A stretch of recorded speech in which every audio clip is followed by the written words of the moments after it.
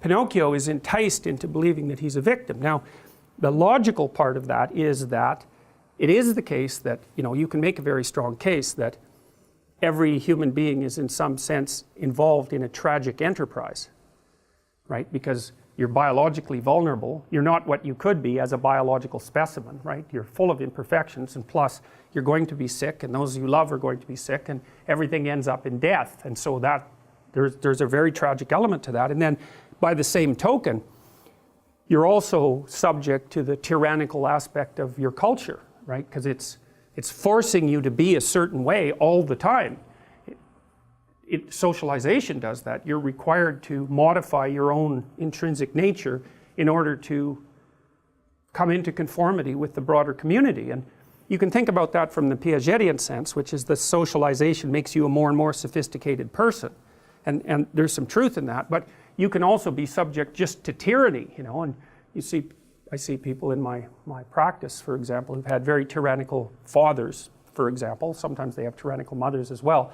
But they're not so much encouraged to integrate properly into the social community as they are harassed and abused and made to feel insufficient and, basically subject to tyranny. And so it's quite, and that's true of everyone to some degree. You come to university and there's a tyrannical aspect to it.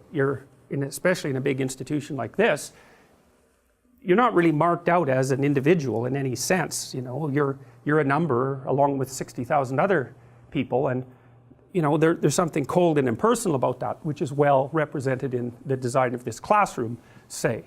But by the same token, the university provides you with an identity while you're exploring an intellectual landscape. You have a lot of freedom compared to the vast majority of people.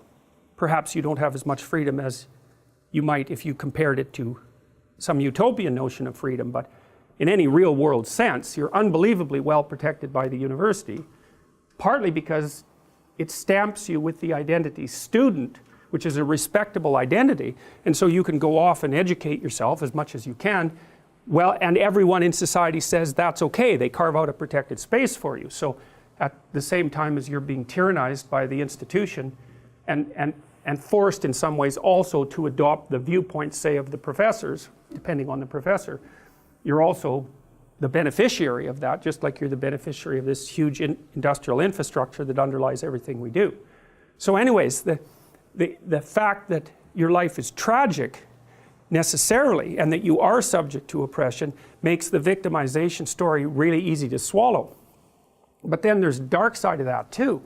And this is actually what happens with Pinocchio. So what happens here is that he's told that he's ill and convinced that he's ill. And they do use trickery. And so again, you could look at him in some sense as an innocent victim. But the innocence, the filmmakers do a good job of hedging against the innocent interpretation, because what he's offered and accepts because he's ill is an easy way out. And so what the fox basically tells him is that he needs to have a vacation because he's sick, and he can go off to Pleasure Island, which is this place of impulsivity, roughly speaking, and whim. It's like reversion to being 2 years old in some sense, and that he really needs that because otherwise he's not going to be able to live properly. He's not going to be able to recover his health. And so what Pinocchio is offered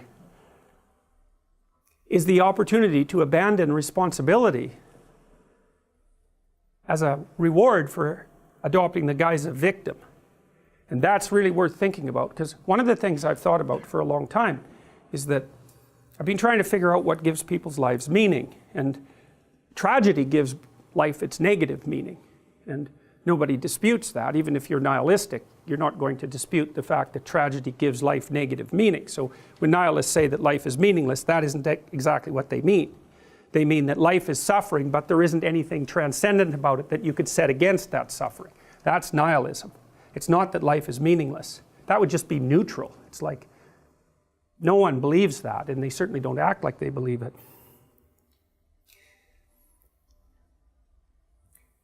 If you look at it technically, and we will as we progress through this class, that in order to have any positive meaning in your life, you have to have identified a goal, and you have to be working towards it. And there is a technical reason for that. And The technical reason, as far as I can tell, is that the circuitry that produces the kind of positive emotion that people really like is only activated when you notice that when you're proceeding towards a goal that you value. And so that means that if you don't have a goal that you value, you can't have any positive emotion. So technically that's the incentive reward system, and the underlying circuitry is dopaminergic, and when that circuitry is activated, then it's part of the exploratory circuit. It gives you the sense of being actively engaged in something worthwhile. And that's, you tend to think of positive emotion as something produced by reward, but there's two kinds of positive emotion. One is the reward that's associated with satiation, and that's consummatory reward, and that's the reward you get when you're hungry and you eat. But the thing about eating when you're hungry is that it destroys the framework within which you were operating, right? It's time to eat. Well, you eat, and then that framework's no longer relevant. So the consummatory reward eliminates the value framework, and then you're stuck with, well, what are you going to do next? And so the consummatory reward has with it its own problems, but the incentive reward is constantly what keeps you moving forward. And incentive reward, because it's dopaminergic, also is analgesic, literally analgesic. So if you're in pain, you take opiates, and that will cut the pain, but so will psychomotor stimulants like cocaine or amphetamines. And so it's literally the case that if you're engaged in something that's engaging and you're working towards a goal, that you're going to feel less pain. And you can see this happening with athletes who, they'll break their thumb or something, or maybe sometimes even their ankle, and they'll keep playing the game. Of course, afterwards they're suffering like mad, but the fact that they're so filled with goal-directed enthusiasm means that, well, the pain systems are in some sense shut off. So that's an interesting thing, because what it suggests, then you could imagine, I might say, well, how happy are you that you've made a certain amount of progress? And if you think about it, what you'd say is, well, it depends on how much progress and in relationship to what.